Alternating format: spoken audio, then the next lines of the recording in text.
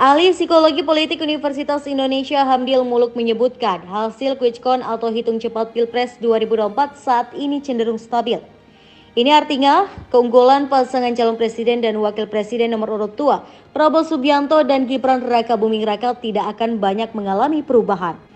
Bahkan keunggulan di quick-count dinilai tidak akan jauh beda dengan hasil real count KPU.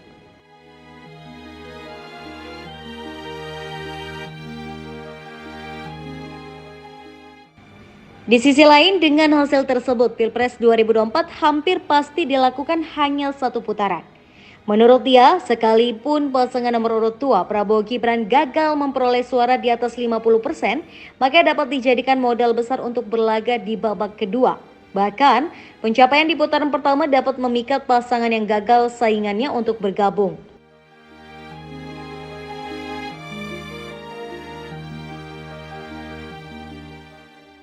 Sekalipun dua pasangan rival Prabowo Gibran berkoalisi, untuk menang sangat sulit. Terlebih para politisi dalam koalisi lebih didorong aspek pragmatis.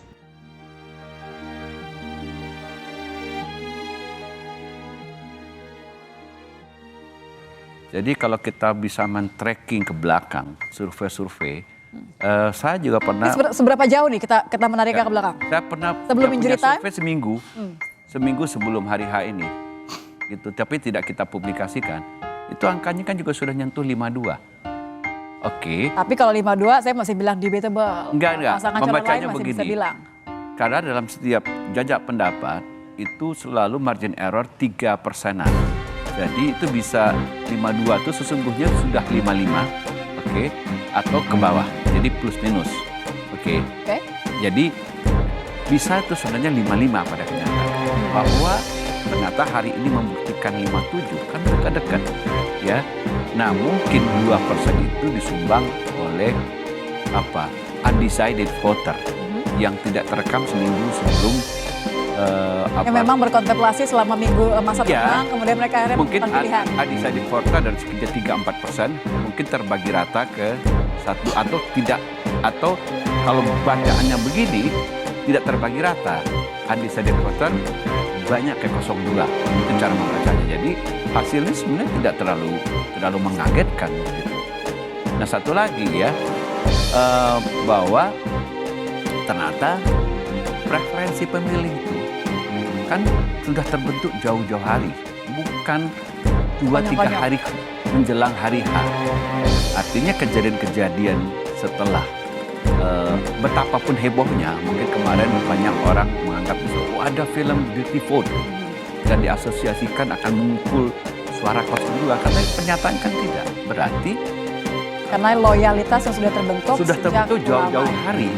Jadi 3 hari terakhir itu yang tidak banyak lagi mengubah pilihan. Bisa menjelaskan kenapa hari ini misalnya kita cukup yakin bahwa dari hasil secara rata-rata, mungkin kita lihat inilah koherensinya, kesamaan dari berapa ini lembaga survei, lembaga yang melakukan hitung cepat, lebih dari 15. Sepertinya ada ya. Yang kita tayangkan ini paling tidak 7 lembaga survei. 7 lah, tapi kita lihat di televisi lain kan juga ada gitu. Jadi sekitar 10 lah. Jadi saya ingin mengatakan ini saja. Quick count itu sudah katakanlah itu sudah bisa memberikan gambaran dipercaya secara saintifik, karena metode ini basisnya adalah teori probability matematik statistik yang dulu dibikin oleh Pascal. Ini saya suka ketika Prof mengatakan ini adalah scientific data. Artinya data ini karena tidak terelakkan ketika kontestasi seperti ini fakta. Ada yang kemudian biasanya mempertanyakan, paling tidak begitu kan, mempertanyakan ini datanya tadi dari mana, kemudian kenapa bergeraknya ke arah-arah yang berbeda. Tentu kan setiap pasangan calon punya harapan masing-masing. Ini boleh dong kita katakan seperti itu. Oh iya. Tapi saya kembalikan lagi ke Mas Duri. Mas Duri, kalau misalnya poltreking memiliki konsistensi data, tidak terlalu jauh, tidak terlalu berbeda. Kalau pertanyaannya kita bedah tadi dari di Pulau Jawa saja, Jawa Tengah, Jawa Timur, kemudian Jawa Barat, masih sesuai dengan prediksi atau dengan hasil survei terakhir dari poltreking juga? untuk Pulau Jawa ya? Jadi data di Pulau Jawa, secara khusus di Jawa Timur, Jawa Barat, kemudian Jawa Tengah, kita lihat datanya memang tidak terlalu jauh berbeda kan itu dengan hasil survei kita. Dan ini mempertegas bahwa ya Pulau Jawa ini punya kontribusi yang sangat besar terhadap kemenangan pasangan Prabowo Gibran.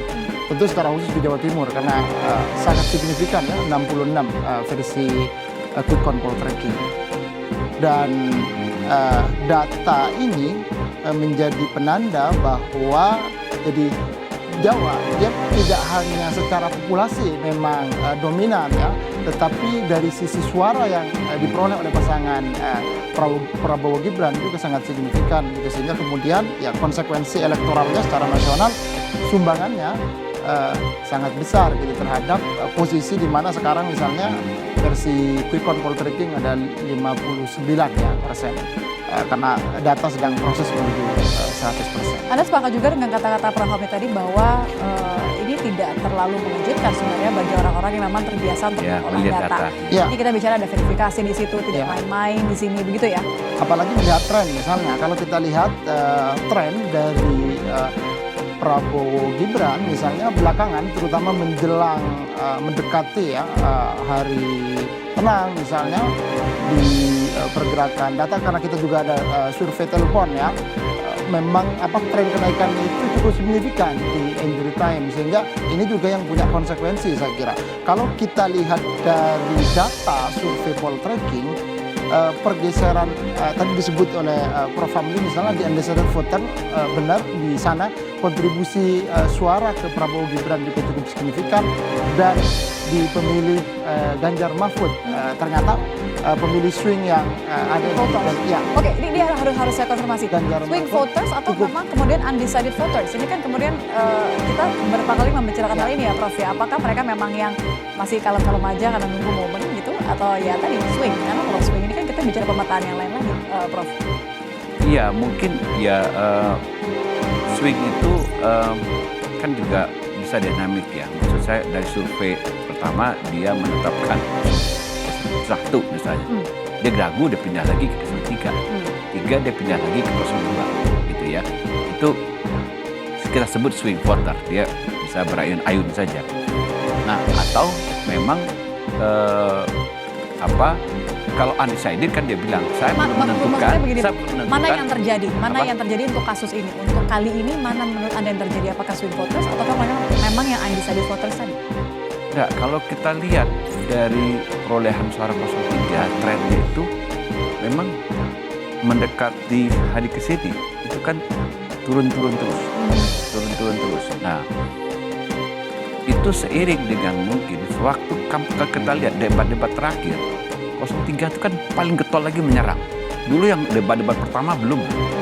Jadi trennya semakin dia serang, suaranya pindah ke 02. Itu artinya apa? Mungkin tadi di 03 itu masih ada penggemar-penggemar Jokowi yang mungkin belum terlalu srek dengan Prabowo misalnya. Gitu ya. Jadi dia masih melihat nih, oke, saya kata masih bisa nyaman di 03.